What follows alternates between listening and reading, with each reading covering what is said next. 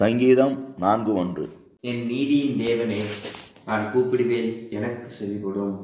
நெருக்கத்தில் இருந்த எனக்கு விசாலம் உண்டாக்கினேன். எனக்கு இறங்கி என் விண்ணப்பத்தை கேட்டருளும். கர்த்தருக்கு ஸ்தோத்திரம். கர்த்தர் நல்லவர், அவர் கிருபை என்றும் உள்ளது. இந்த நாள் தியானத்துக்கு ஆண்டவர் தந்த அந்த நல்ல வசனத்துக்காக ஆண்டவரை துதிக்கிறேன். இந்த சங்கீதம் 4ஆம் சங்கீதத்தில் முதல் வசனத்தில் இந்த சங்கீதக்காரன் தேவனை என் நீதியின் தேவனே என்று கூப்பிடுகிறார். அப்போ இந்த நாளில் கூட நாம் தேவனை எப்படியெல்லாம் நாம் கூப்பிட்டு கொண்டிருக்கிறோம், நாம் எப்படியெல்லாம் அவரை அழைக்கிறோம் என்பதையெல்லாம் சிந்தித்து ஆராய்ந்து பார்க்கலாம்.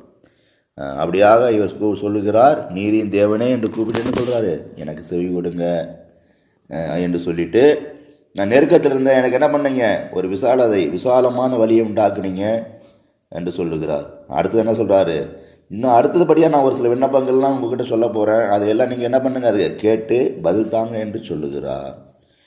நம்முடைய வாழ்க்கையில் கூட நாம் கூட அப்படியாக அவரை நோக்கி கூப்பிடுகிறோமா? நாம் நம்முடைய தேவனை எப்படி கூப்பிட்டு கொண்டு இருக்கிறோம்? வேதத்தில் பலரும் ஆண்டவர் என்ன பண்ணாங்க, பலவிதமான பெயர்களை சொல்லி கூப்பிட்டாங்க. ஒவ்வொருத்தருக்கும் ஒவ்வொரு விதத்தில் தேவனை அழைத்தாங்க. பரிசுத்தம் உள்ள தேவனே என்று சொல்லி ஒரு சிலர் கூப்பிட்டாங்க. ஒரு சிலர் என்ன பண்ணாங்க, அப்பா பிதாவே என்று சொல்லி அழைத்தாங்க. அப்படி பலரும் பலவிதமாக நாம் அழைக்கிறதை வேதத்தில் வாசிக்கிறோம். அப்போ நாம் கூட இந்த நாட்களில் இந்த வசனத்தின் பிரகாரம் நீதியின் தேவனே என்று சொல்ல வேண்டும். ஏன் அது கூட எப்படி சொல்லணும், உள்ளத்தின் ஆழத்திலிருந்து சொல்லணும். அவர் நமக்காக செய்த நீதிகளை நினைத்து சொல்ல வேண்டும். அதே போல் பாருங்கள், கல்வார் சிலுவையில் அவருடைய ரத்தத்தினால் நமக்கு ஒரு நீதியை அவருடைய நீதி என்ன பண்ணார், வெளிப்பட பண்ணினார். இந்த பூமியில் கூட அநேக நீதி நிறைந்த செயல்களை அவர் என்ன பண்ணுறாரு, இந்த நாட்களில் செய்து கொண்டு இருக்கா என்பதை உணர்ந்தவர்களாக சொல்லி நாம் கூப்பிடும்போது என்ன பண்ணுவார், நிச்சயமாக ஆண்டவர் நமக்கு செவி கொடுப்பார். நிச்சயமாக என்ன பண்ணுவார், நம்முடைய ஜெபங்களை எல்லாம் கேட்பார். நமக்கு பாருங்கள், நாம் ஒரு பயங்கரமான தடைகள் மத்தியில் காணப்படலாம், போராட்டங்கள் மத்தியில் காணப்படலாம், பிரச்சனைகள் மத்தியில் காணப்படலாம். இந்த பாதையிலெல்லாம் தேவனுடைய என்ன பண்ணும், நம்மோடு கூர்ந்து நம்மை நடத்தும், நம்மை பலப்படுத்தும், நம்மை உயிர்ப்பிக்கும்.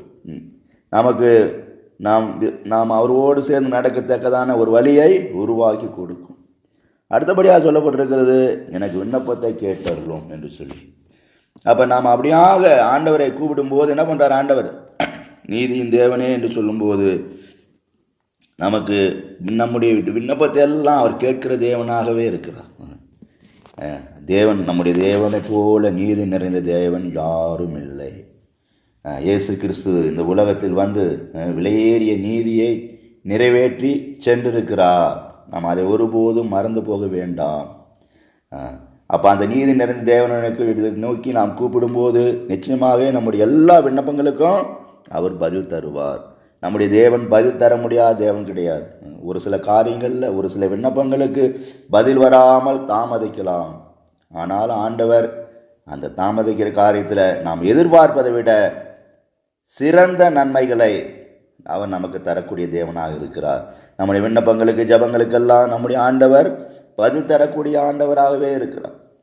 அதனால் நாம் இந்த நாளில் கூட அவரை நோக்கி பார்த்து சோர்ந்து போகாமல் என் நீதியின் தேவனே என்று சொல்லி கூப்பிடுவோம்.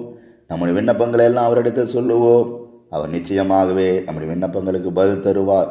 நாம் நடக்கிற பாதையில் எல்லாம் நமக்கு ஒரு தெளிவான பாதையை, சரியான பாதையை அவர் நமக்கு தந்து நடத்துவார். கர்த்தர் தாமே இந்த வசனங்களால் நம்மை ஆசீர்வதிப்பாராக. ஜெபம். கிருபையும் சிநேகம் நிறைந்த நல்ல தெய்வமே, நன்றி செலுத்துகிறோம். இந்த நாளை ஆசீர்வதிங்க ஆண்டவரே. நீதியின் தேவனே என்று நாங்கள் உம்மை நோக்கி பார்த்து கூப்பிட எங்களுக்கு உதவி செய்யுங்க. எங்கள் விண்ணப்பங்களுக்கு எல்லாம் பதில் தாரும், ஆசீர்வதியும் நடத்தும். இயேசு நாமத்தில் பிதாவே, ஆமென்.